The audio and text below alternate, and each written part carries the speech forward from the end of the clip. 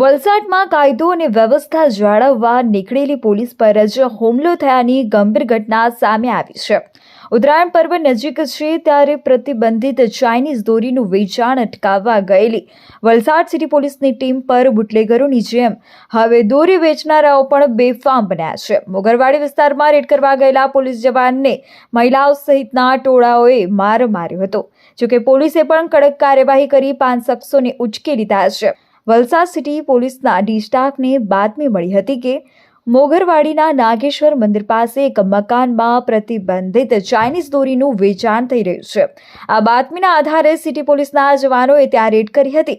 જોકે પોલીસની કામગીરી દરમિયાન ત્યાં હાજર અસામાજિક તત્વો ઉશ્કેરાઈ ગયા હતા. રેડ કરવા ગયેલા પોલીસકર્મી સહદેવસિંહ સોલંકી સાથે ત્યાં હાજર મહિલાઓ અને પુરુષોએ ઝપાઝપી કરી હતી.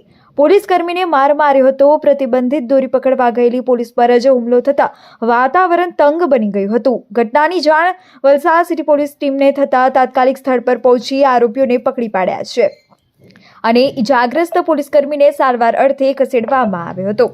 પોલીસ જવાન પર હુમલો થયાની જાણ થતાં આજે વલસાડ સિટી પોલીસનો કાફલો તાત્કાલિક ઘટના સ્થળે દોડી ગયો હતો અને પરિસ્થિતિને કાબૂમાં લીધી હતી. પોલીસે હુમલો કરનારા અને દોરી વેચનારી સમૂહની ઘરમાંથી જ અટકાયત કરી લીધી હતી. પકડાયેલા આરોપીઓમાં યશ દીપકભાઈ નિકમ, ડિમ્પલબેન દીપકભાઈ નિકમ, સંદીપ અને રીનાનો સમાવેશ થાય છે. પોલીસે આરોપીના કબજામાંથી ઘાતક એવી પ્રતિબંધિત ચાઇનીઝ દોરીનો જથ્થો પણ કબજે કર્યો છે. ખાકી વર્દી પર હાથ ઉપાડવો આ પરિવારને ભારે પડી ગયો છે. પોલીસ ઘટના સ્થળ પરથી જ 2 મહિલા અને 3 પુરુષો સહિત કુલ 5 આરોપીઓની અટકાયત કરી લીધી છે. આ તમામ વિરુદ્ધ સરકારી ફરજમાં રૂકાવટ, પોલીસ પર હુમલો અને પ્રતિબંધિત ચાઇનીઝ દોરીના વેચાણ અંગેનો ગુનો નોંધી કાયદેસરની કાર્યવાહી હાથ ધરવામાં આવી છે. વલસાડ પોલીસે સ્પષ્ટ સંદેશો આપ્યો છે કે પ્રતિબંધિત વસ્તુનું વેચાણ કે પોલીસ પર દાદાગીરી હવે ચલાવી લેવામાં આવશે નહીં. નજીકના સમયમાં આવનાર ઉત્તરાયણના તહેવારને લઈને ચાઇનીઝ ટુક્કલ, ચાઇનીઝ માંજો અથવા અન્ય તીક્ષ્ણ દોરા જે વાપરવામાં આવે છે તેની પર હાલમાં ડ્રાઈવ ચાલી રહી છે અને તે દોરાનો ઉપયોગ ના કરે, દોરા વેચાય નહીં એ માટે હાલમાં વલસાડ શહેર અને અન્ય જગ્યાએ ચેકિંગ ચાલી રહ્યું છે. જે અનુસંધાને વલસાડ શહેરમાં એક યશ નિકમ નામની વ્યક્તિ મોગરાવાડી હનુમાન ફળિયામાં આવી ચાઇનીઝ દોરીનું વેચાણ કરે છે એવી બાતમી મળેલ હતી. જેથી વલસાડ પોલીસના કેટલાક માણસો એની વોચમાં હતા અને પંચો સાથે ત્યાં એ જગ્યા ચેક કરવા માટે ગયેલા હતા.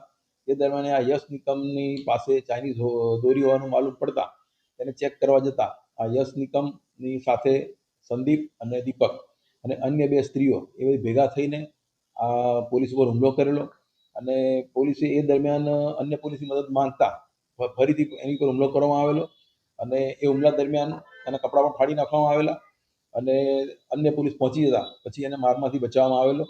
આ બધા વ્યક્તિઓને પકડીને એમના ઉપર ગુનો દાખલ કરવામાં આવેલો છે અને હાલમાં બીજી અને ચાઇનીઝ દોરી ક્યાં છે ક્યાં નહીં એની તપાસ ચાલી રહી છે.